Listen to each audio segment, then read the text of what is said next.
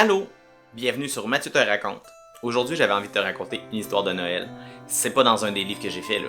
C'est juste une histoire de Noël que j'aime bien et que j'avais envie de te raconter. C'est l'histoire du quatrième roi mage. Tu savais pas qu'il y a 4 rois mages? 4. Je sais, dans l'histoire traditionnelle, là, on dit qu'à la crèche de Noël, il y avait 3 rois mages qui étaient venus voir le petit bébé Jésus dans la crèche pour lui amener des cadeaux, pour lui souhaiter, bienvenue dans notre monde. Mais tu sais, moi, je sais de source sûre qu'il y avait en fait 4 rois mages.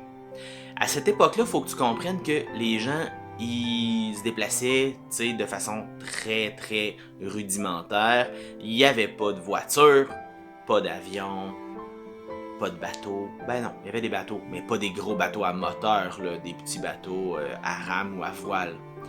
Il y avait des voitures tirées par des chevaux, des éléphants, des chameaux, des rennes même peut-être, des traîneaux avec des rennes, ça se peut, tu sais. Mais dans les régions nordiques, là, je te parle. Mais tu sais, se déplacer, c'était pas facile. Fait que l'époque dont je te parle, ben ça fait un peu plus que 2000 ans, tu sais. Fait qu'il y avait des rois mages. En fait, c'était des rois un peu sorciers. C'était comme, ils dirigeaient des pays, des royaumes, dans le fond, tu sais, mais avec un peu de magie, de choses étranges qu'ils étaient capables de faire. Tu sais, ils faisaient des exploits bizarres. Puis eux, ils avaient vu des présages. Ils avaient vu qu'il y aurait un enfant spécial qui naîtrait. Cet enfant-là, ben c'est le bébé Jésus qui est dans la crèche. Il était 4. Un pour le royaume de l'Est, un pour le royaume du Nord, un pour le royaume du Sud, puis un pour le royaume de l'Ouest. Hein? Donc, ils s'étaient divisés, si tu veux, un peu la Terre en 4 royaumes, un pour chacun des rois mages, puis ils avaient tous vu que ce bébé-là, il naîtrait, donc ils ont décidé de partir pour se rendre au lieu de la naissance, dans la crèche, à Bethléem, pour aller offrir un présent au petit bébé. Sauf que le roi du Nord, il a été pris dans une tempête de neige, incapable de se rendre pour la bonne date. Il n'arrive pas en même temps que les autres non plus. Les autres rois mages qui l'attendent, qui regardent leur montre, non ça se peut pas, qui regardent le ciel et qui comprennent pas pourquoi l'autre roi mage arrive pas, tu sais.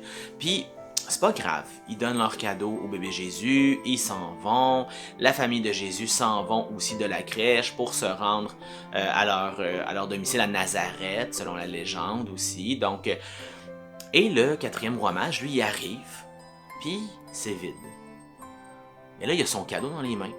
Et là, il s'est dit, ah, peut-être que le bébé est dans une des maisons pas très loin de là, tu sais. Donc, il s'est mis à frapper aux portes des différentes maisons pour offrir le cadeau qu'il avait au bon petit bébé. Mais à chaque maison où il frappait, il y avait un enfant qui ouvrait la porte. Et le roi mage disait, est-ce que c'est toi le petit bébé Jésus? Non, ça peut pas être toi, t'es trop grand. Donc, est-ce qu'il est ici? Non, il est pas là. Merci. Et là, il voyait dans le visage des enfants que les enfants étaient déçus de ne pas recevoir de cadeaux, tu sais. Donc, il a fait toutes les maisons de Bethléem.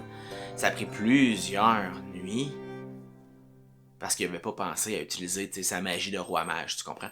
Donc, et là, il est retourné dans son royaume du Nord en se disant, l'an prochain, pour son anniversaire, je vais retourner à Bethléem chercher le bébé Jésus. Il devrait être là pour fêter son anniversaire. Ils vont revenir là où il est né. Donc, l'année d'après, il s'en vient. Mais cette année-là, il se dit, si jamais il n'est pas à la crèche et que je fais le tour des maisons, pour pas que les enfants soient déçus, je pourrais leur amener chacun un cadeau. T'sais. Donc, il avait son traîneau avec beaucoup de cadeaux. Et c'est comme ça qu'à chaque maison, après avoir vu que Jésus n'était pas dans la crèche, à chaque maison, il frappait à la porte. Il y avait un enfant qui répondait. Il disait, est-ce que bébé Jésus est ici? Non. Alors voici un cadeau pour toi. Et il a fait ça à chaque maison de la ville. Il a fait ça du village, de la ville, je ne sais pas. De cet endroit-là, de Bethléem.